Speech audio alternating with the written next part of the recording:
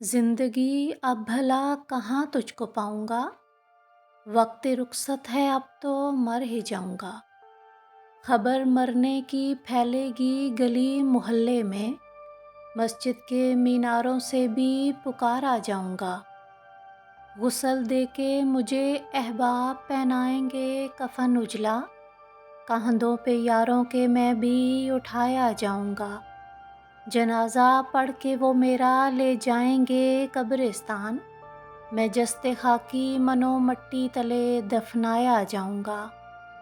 शुमार जो तेरा था अब तक जिंदों में कामी। मरहूम कल से मैं भी अब कहलाया जाऊंगा। जिंदगी अब भला कहाँ तुझको पाऊंगा। वक्त रुखसत है अब तो मर ही जाऊंगा।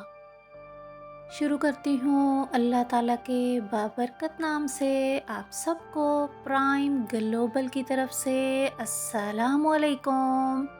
अल्लाह ताला से दुआ करती हूँ कि आप सब अपने घरों में आबाद रहें। सबसे पहले तो दिल की गहराइयों से आप सबका शुक्रिया जिन्होंने मेरी गुज़श्ता वीडियो को बहुत पसंद किया।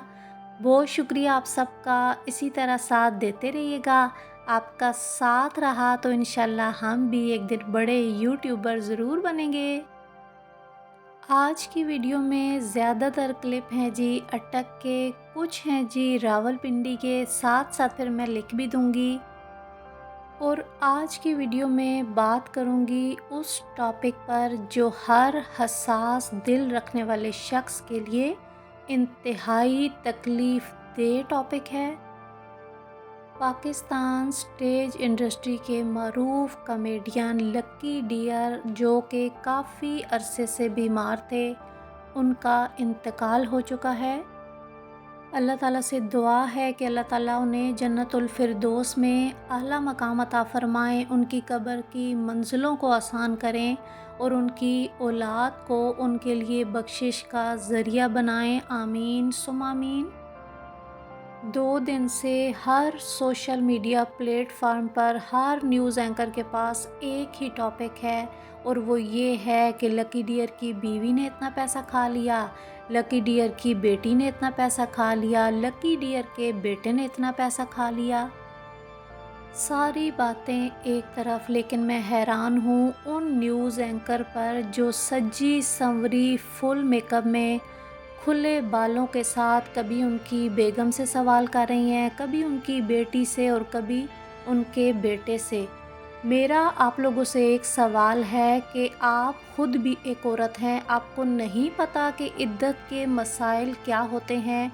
अभी उनकी बेगम इद्दत में है और आप ऐसे बेहुदा सवालात उनसे कर रही हैं ना कि सुनकर देखकर बंदे को शर्म आ रही है।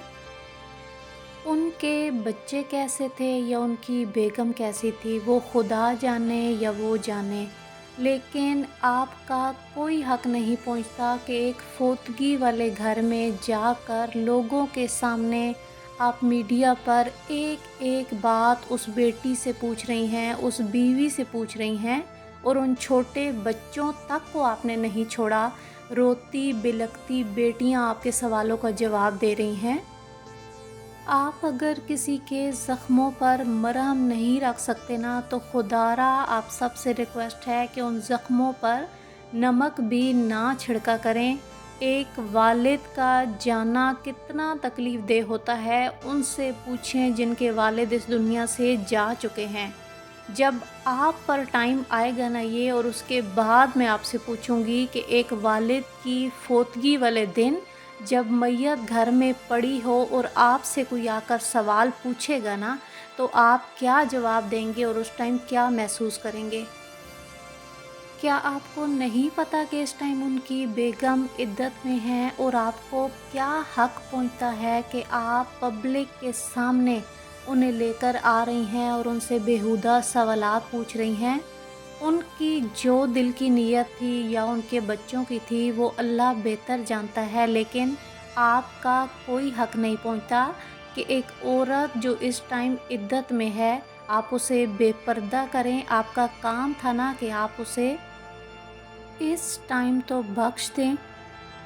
इधर मेरी हुकूमत पाकिस्तान से रिक्वेस्ट है कि जितने भी न्यूज़ एंकर हैं ना, और अपने चैनल की रेटिंग बढ़ाने के लिए हर फौतगी वाले घर पे और हर वो जगह जहाँ पर उन्हें एक हार्ड टॉपिक मिलता है ना, पहुँच जाते हैं। उनके घरों में घुसकर ना मर्द देखते हैं ना औरतें देखते हैं, उनसे बेहुदा किस्म के सवालात करते हैं, क्योंकि जितने बुरे सवाल होंगे ना उतनी ज़्यादा रेटिंग बढ़ती है, क्योंकि लोग आजकल यही देखना चाहते हैं। इन पर पाबंदी होनी चाहिए, किसी को हक नहीं होना चाहिए कि किसी के घर में जाकर उनसे सवालात करें। ये हक सिर्फ़ पुलिस के पास होना चाहिए, जो काम पुलिस का है ना, वो उन्हें ही करना चाहिए।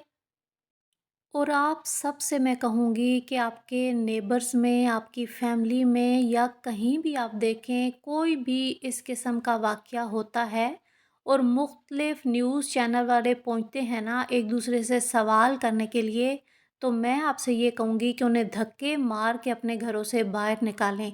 आराम से उन्हें समझाएँ, नहीं समझ रहे ना तो उन्हें धक्के देकर बाहर निकालें, क्योंकि उन्हें कोई हक नहीं पहुंचता कि अपने फ़ायदे के लिए वो आकर दूसरों की माँओं को, बेटियों को और बहनों को सोशल मीडिया प्लेटफ़ॉर्म की ज़ीनत बनाएं।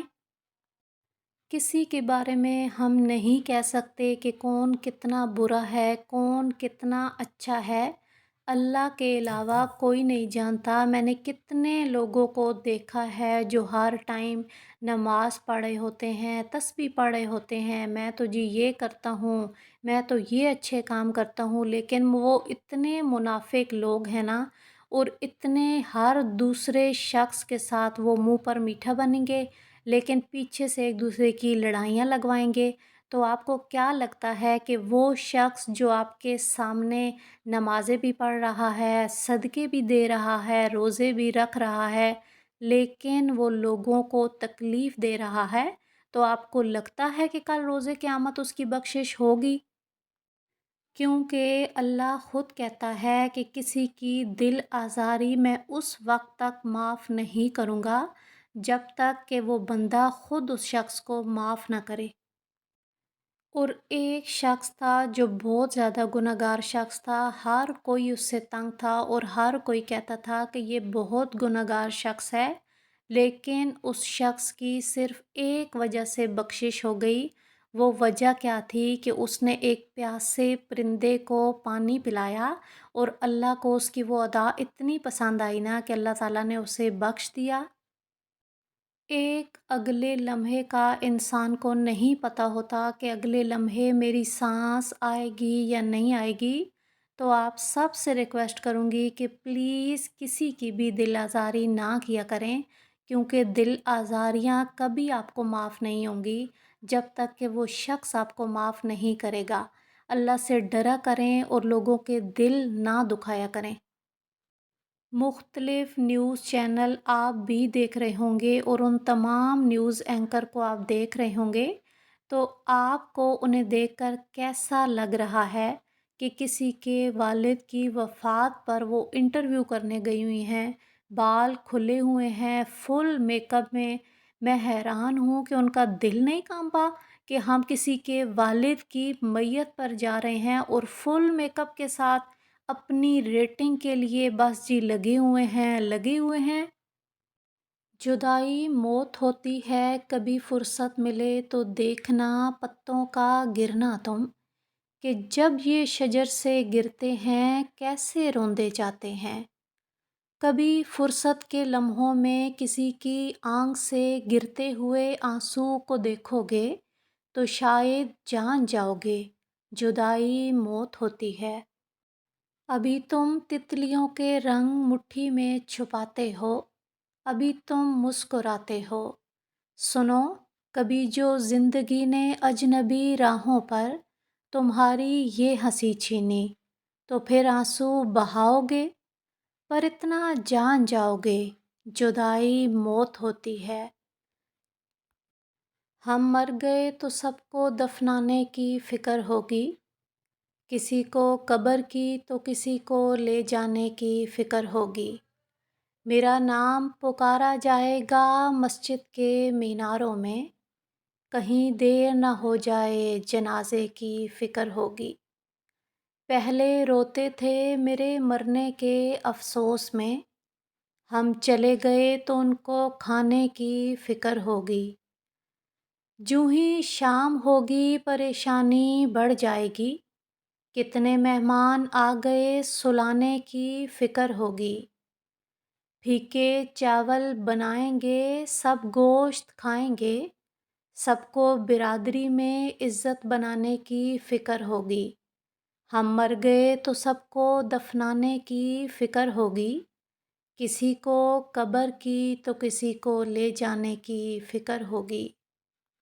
और ये जी हम लोग रावलपिंडी गए थे बुटीक का सामान लेने। यहाँ पर जी हमने गाड़ी खड़ी की तो सामने आप देखें कि किस तरह ना रेड़ी के साथ ना ऊपर ये जो बजरी है ना, इसे लेकर जाया जा रहा है। बच्चे भी देखकर जी इतने हैरान हो रहे थे कि मम्मी इनके तरीके चेक करें ना, कि किस तरह ऊपर से देखें एक तार आई हुई है और उसके साथ रेड़ी को जी लटकाते हैं बाजरी की भर के, और फिर वो जी जा रही है अब ऊपर।